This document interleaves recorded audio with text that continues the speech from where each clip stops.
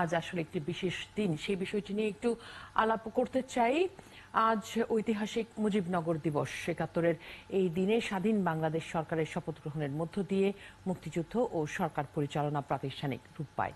মুক্তিযুদ্ধ চলাকালে ১৯৭১ সালের ১৭ এপ্রিল মেহেরপুরের বৈদ্যনাথতলা গ্রামের আম্রকাননে স্বাধীন বাংলাদেশের প্রথম অস্থায়ী সরকার আনুষ্ঠানিকভাবে শপথ গ্রহণ করে। পরে এই বৈদ্যনাথতলাকেই মুজিবনগর নামকরণ করা হয়েছে। একই বছরের ১০ এপ্রিল স্বাধীন সার্বভৌম বাংলাদেশ সরকার গঠিত হয়। মুজিবনগর সরকারের নেতৃত্বে ৯ মাসের সশস্ত্র সংগ্রামের মধ্য দিয়ে ১৯৭১ সালের ১৬ ডিসেম্বর পৃথিবীর মানচিত্রে স্বাধীন বাংলাদেশের অভ্যুদয় ঘটে। জনাব শোভা সিংহ রায়, আপনি রয়েছেন আমাদের সাথে। আপনার কাছে সেই বিষয়গুলি নিয়ে জানবো আরেকটু বিস্তারিত। একই সাথে আমরা আমাদের আরেক অতিথিকে যুক্ত করে নিতে চাই কি সঙ্গে, মানস ঘোষ, যিনি বাংলাদেশের মুক্তিযুদ্ধ নিয়ে রণাঙ্গনের প্রথম সচিত্র প্রতিবেদন তৈরি করার সাংবাদিক। তিনিও যুক্ত হচ্ছেন আমাদের সাথে, সাবেক সম্পাদক ডেইলি স্টেটসম্যান পত্রিকার ভারতের। জনাব মানস ঘোষ, আপনাকেও স্বাগত জানাচ্ছি।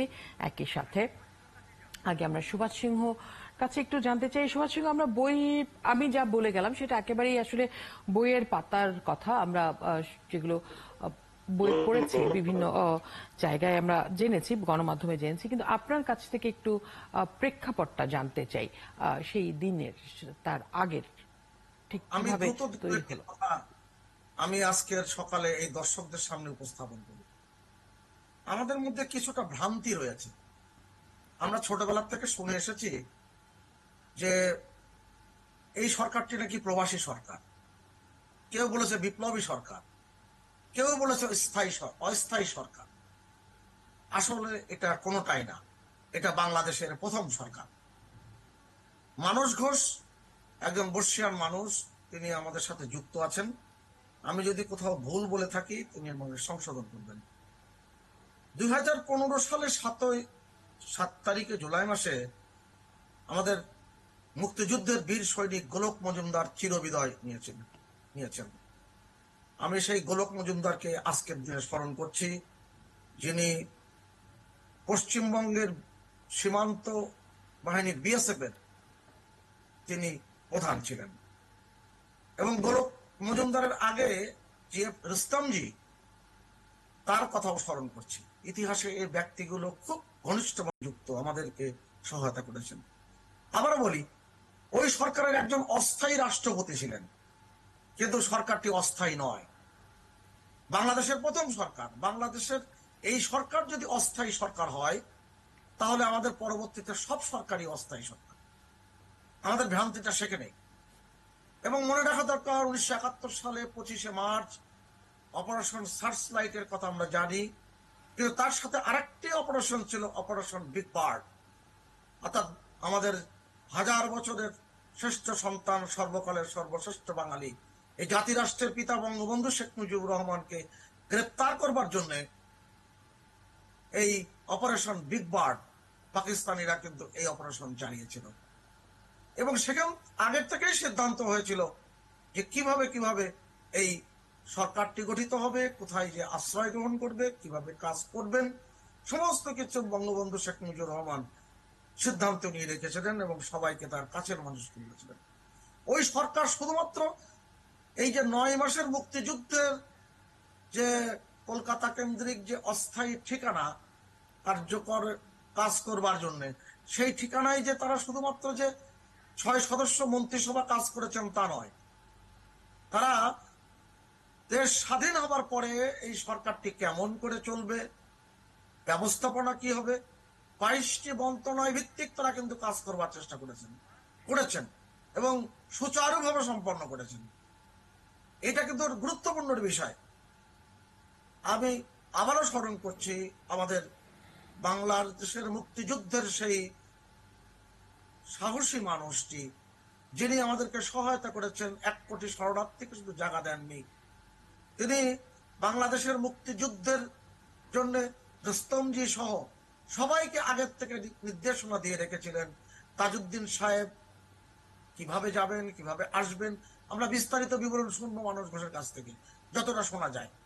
আমি শুধু একটি কথা খুব পরিষ্কার করে বলি, ওই সরকারের যে ৬ জন যে মন্ত্রী পরিষদের সদস্য ছিলেন, সৈয়দ নজরুল ইসলাম, কামরুজ্জামান, ক্যাপ্টেন মনসুর আলী, তাজউদ্দিন আহমেদ এবং আরেকজনের নাম আমার উচ্চারণ করতে ঘৃণা হয়, এবং ইউসুফ আলী, যিনি শপথ পাঠ করিয়েছিলেন 17 এপ্রিল মুজিবনগরের সেই সরকারটিকে। এবং বিষয়টি খুবই গুরুত্বপূর্ণ এই কারণে, স্বাধীন রাষ্ট্রের যে আমরা ঘোষণা করেছি, যেটা 10ই এপ্রিল যে সরকারটি গঠিত হয়, তার শপথ কিন্তু পৃথিবীর ইতিহাসে একমাত্র দেশের মুক্তিযুদ্ধ মুক্তিকামী মানুষের সরকার, সেটা স্বাধীন ভূখণ্ডই কিংবা সেই দেশের মাটিতেই কিন্তু শপথ গ্রহণ করেছে, কোন প্রবাসে কিন্তু সেটা শপথ গ্রহণ করে নাই। আমি স্মরণ করছি নেহারঞ্জন চক্রবর্তীকে, নিশ্চয়ই মানস ঘোষ দা যদি সময় থাকে বলবেন, যিনি এই যে কলকাতা থেকে মানস ঘোষ সহ যে সমস্ত সাংবাদিক, দেশি বিদেশি অসংখ্য সাংবাদিক সেদিনকে বৈদ্যনাথ তলায় আজকের মুজিবনগর এর স্থানে শপথ গ্রহণ অনুষ্ঠানে স্থানে এসেছিলেন, তাদের জন্য 65টি গাড়ির ব্যবস্থা করেছেন নিহারঞ্জন চক্রবর্তী। তার ইতিহাস রয়েছে।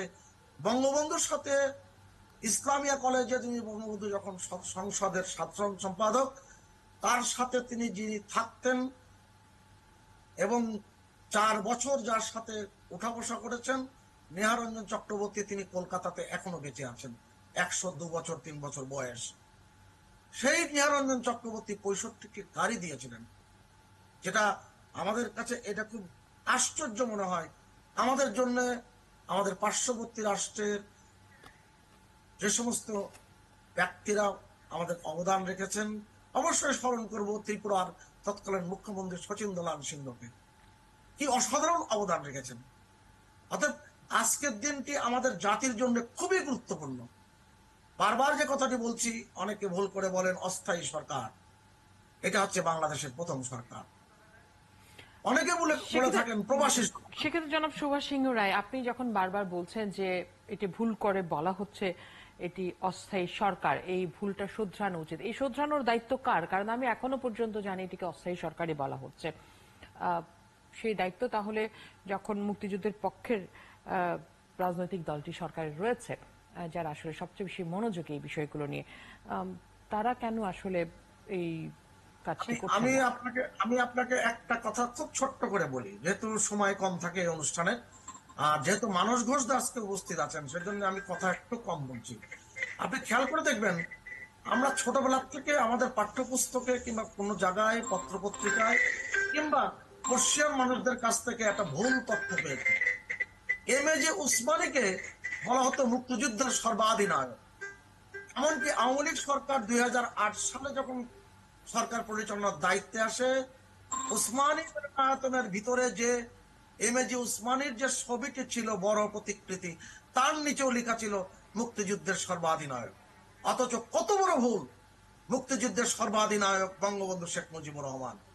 এমএজি উসমানী ছিলেন প্রধান সেনাপতি।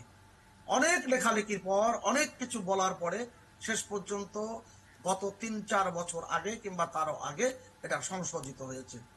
আমরা অনেকগুলো ভুলের জায়গা কিন্তু প্রথম থেকেই তৈরি করেছি। আমাদের মুক্তিযুদ্ধের ইতিহাসকে 9 মাসের ইতিহাস, আজকে পৃথিবীর নানান মানুষ, এই গুণীজনরা এটা নিয়ে ইতিহাস রচনা করছেন, লিখছেন। আমি সেটার ব্যাপারে আমি একটা কথাই বলি, আমাদের ইতিহাস লিখছেন বঙ্গবন্ধুর যে 9 মাসের যে তার যে পাকিস্তানের কারাগারে বন্দী থাকা, সেই বন্দী থাকার ইতিহাস লিখছেন পাকিস্তানের মানবাধিকার কর্মী আহমেদ সেলিম। আপনি গুগলে সার্চ দিলে এখনই দেখতে পারবেন যে blood beaten truck Sheikh Mujib 9 months in Pakistan prison. সেখানে দেখিয়েছেন 288 দিন কি নির্যাতন নিপীড়ন সহ্য করেছেন বঙ্গবন্ধু শেখ মুজিবুর রহমান। 25শে মার্চের গভীর রাত্রে তাকে যখন 1:30 নিয়ে যাওয়া হয়, তারপরে তাকে কোথায় কোথায় রাখা হয়েছিল। ইতিহাসে আমরা এতদিন কিন্তু এগুলো সব কিন্তু নতুন প্রজন্মের সামনে উপস্থাপন করতে পারিনি। বঙ্গবন্ধুকে প্রথমে রাখা হয়েছিল আজকের জাতীয় সংসদের নির্মাণাধীন ভবনের একটি রুমে, তার পরবর্তীতে ক্যান্টনমেন্ট আদমজি স্কুলে, তারপরে লিখে হয়েছে ফ্ল্যাগ স্টাফ হাউজে, তারপরে 29শে মার্চ বঙ্গবন্ধু শেখ মুজিব রহমানকে পাকিস্তানে নিয়ে যাওয়া হয়। 3টি কারাগারে রাখা হয়েছিল। আমরা ছোটবেলায় শুনেছি, বড় হলেও শুনেছি আওয়ামী লীগের নেতারা বক্তৃতায় বলেছে বঙ্গবন্ধুকে মিয়াওয়ালাদি কারাগারে রাখা হয়েছিল, কিন্তু তাকে একাধিক কারাগারে রাখা হয়েছিল। কেন রাখা হয়েছিল? আহমেদ সেলিম তার এই বই এখন কিন্তু পাওয়া যায়, ঐতিহ্য প্রকাশনী 2002 সালে বের করেছে। জি, সুভাষ সিং সেই আপনি বিষয়ে রয়েছেন, আমি জানি আপনার কাছে আসলে অনেক তথ্য, সেগুলো নিশ্চয়ই আমরা সুযোগ হয়তো পুরোটা পাবো না আপনার সাথে আলাপ থেকে জানার, কিন্তু এই পর্যায়ে একটু মানুষ ঘোষকেও আমরা সঙ্গে নিতে চাই। ভারতের ডেইলি স্টেটসম্যান এর সাবেক সম্পাদক মানুষ ঘোষ আমাদের সাথে যুক্ত হচ্ছেন, আপনিও থাকুন। জনাব মানুষ ঘোষ, আপনাকে স্বাগত জানাচ্ছি। শুভ সকাল, নববর্ষের শুভেচ্ছা। নিশ্চয়ই আপনি আমাকে শুনতে পাচ্ছেন?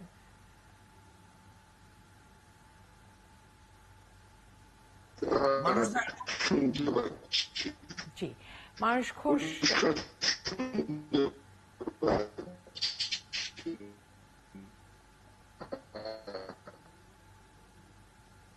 মানুষরা আপনি জান্নাত করে দেন আপনার বাসার।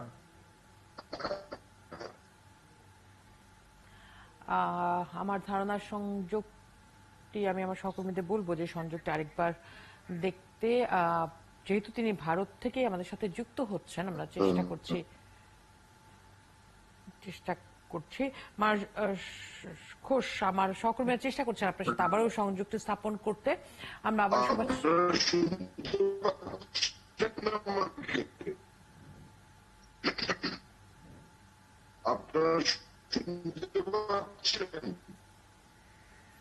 আমার মনে হয় আমরা আসলে এই সংযোগটি ঠিকঠাক মতো স্থাপন করি, তারপর আসলে ওনাকে প্রশ্ন করি। আমি আমার সহকর্মীদের প্রতি অনুরোধ করছি। শুনতে পাচ্ছেন আপনি আমাকে?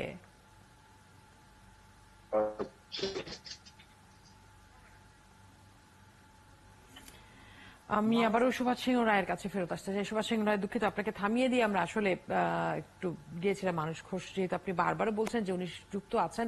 আমরাও চেষ্টা করেছিলাম আজকে এমন একজনকে যুক্ত করতে যিনি আসলে সেই সময়টাতে গণমাধ্যমের হয়ে কাজ করেছেন, আরেকটি চোখ হয়ে কাজ করেছেন, যে দেখার চেষ্টা করেছিলেন সেই দিনগুলিকে।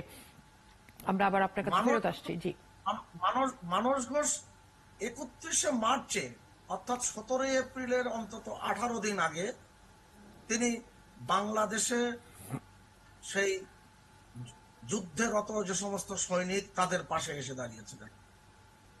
কি অবদান রেখেছিলেন এরা!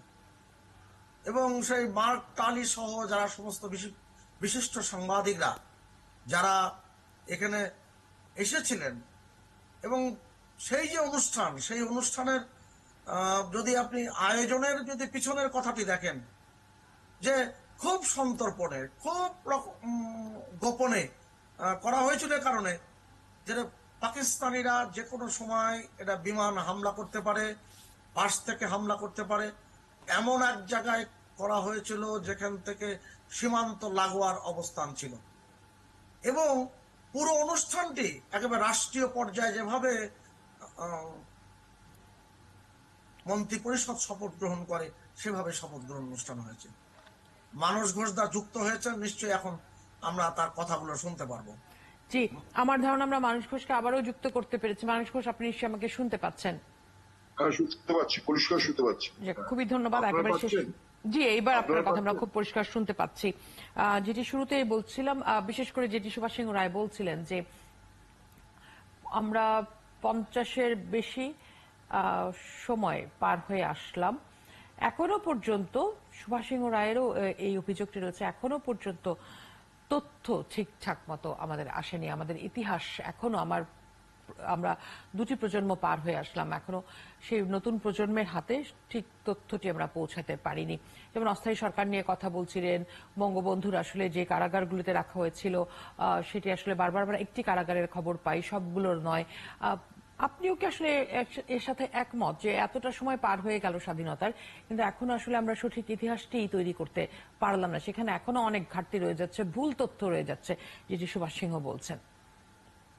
না, সুভাষবাবুর একটা সঠিক কথাই বলেছেন, যে এটাকে অস্থায়ী সরকার ওই ধরনের নামকরণ করাটা খুবই বেঠিক হয়েছিল।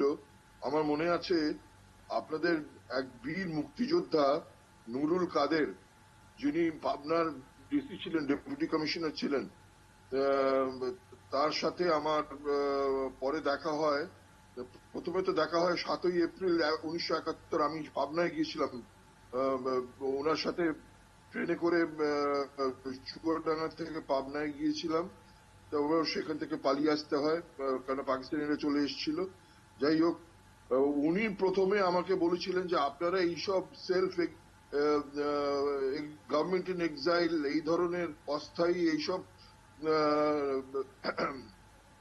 ঘোষণা আমাদের সরকারকে ভূষিত করেন। This is the first government of Bangladesh. This is the first government, elected government of Bangladesh to be sworn in.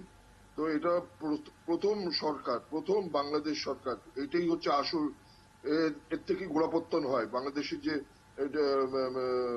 ডেমোক্রেসির যে গোড়াপত্তন হয়েছিল, সেটা হয়েছিল এই সরকারের সোয়ারিং ইন এর মাধ্যমে 17ই এপ্রিল বৈদ্যনাথ তলায়। তো তিনি প্রথমে আমাকে এই ভ্রান্তিটা সেই 72-73 সালে তিনি প্রথমে আমাকে এটা কারেক্ট করে দিয়েছিলেন এবং বলেছিলেন এই ধরনের আখ্যা দিয়ে আমাদের সরকারকে ছোট করবেন, অস্থায়ী হ্যান ত্যান। এটা যদি অস্থায়ী হয় তাহলে পরে তো কোন সরকারই স্থায়ী নয়। বীর মুক্তিযোদ্ধা নুরুল কাদের সাহেবকে আমি আমার শ্রদ্ধা জানাই। তিনি একেবারে অকুত ভয় এক মুক্তিযোদ্ধা ছিলেন।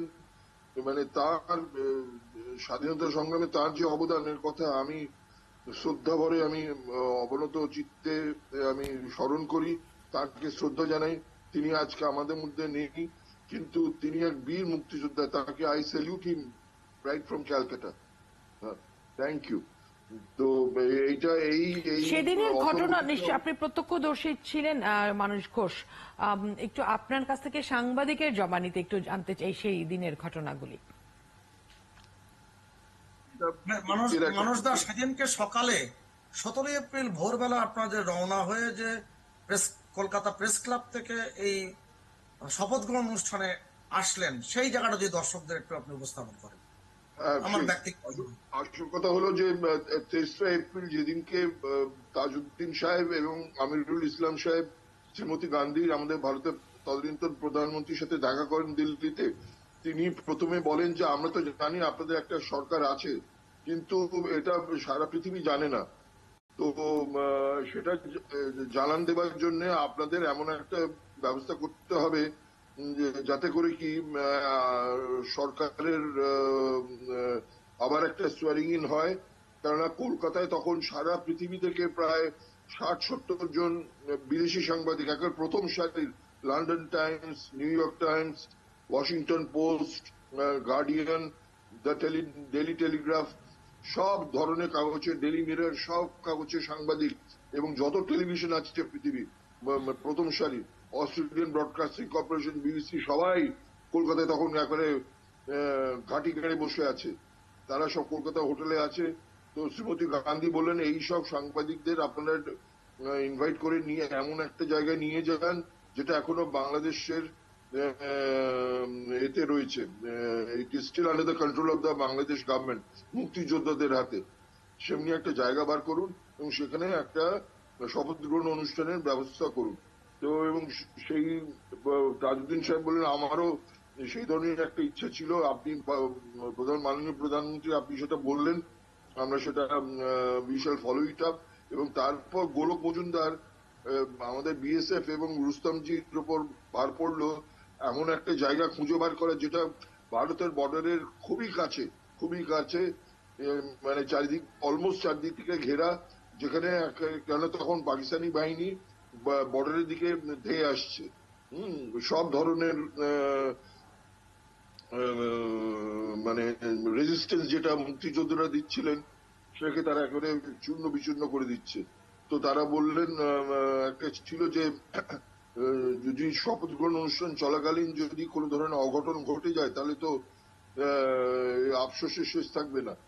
তো তারা এমন একটা জায়গা বার করলেন যেটা 3 দিক থেকে ভারতের জায়গা দিয়ে ঘেরা এবং একদিকে বাংলাদেশের সাথে সংযোগ আছে, এবং সেটা তারা ওই আম্রকানন বৈদ্যনাথ তলায় খুঁজে পেলেন, যেটা কি নদিয়া জেলার একেবারে লাগোয়া। তো আমরা সেখানে গেলাম ভোরবেলা।